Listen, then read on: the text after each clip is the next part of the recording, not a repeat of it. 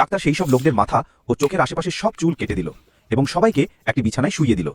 এরপর নার্স একটা পর্দা লাগিয়ে দিল এবং একজনের হাতে সুই ঢুকিয়ে ওষুধ ইনজেক্ট করলো। সাথে সাথেই সেই ব্যক্তি ঘুমিয়ে পড়ল। তারপর নার্স তার পোশাক খুলে ফেলল, ট্রিমার নিয়ে পায়ের অবশিষ্ট চুলগুলোও কেটে ফেলল।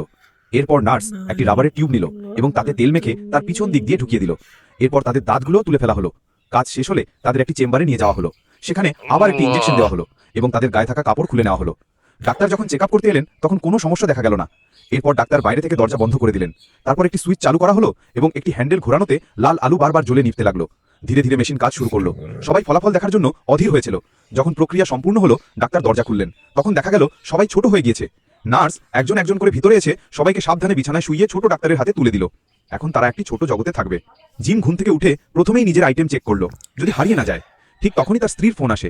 সে জানায়, তোমার উচ্চতা আর কোনোদিনও বড় হবে না, আর আমি এখন অন্য কাউকে বিয়ে করব। পরের পর্ব পেতে চ্যানেলটি সাবস্ক্রাইব করুন।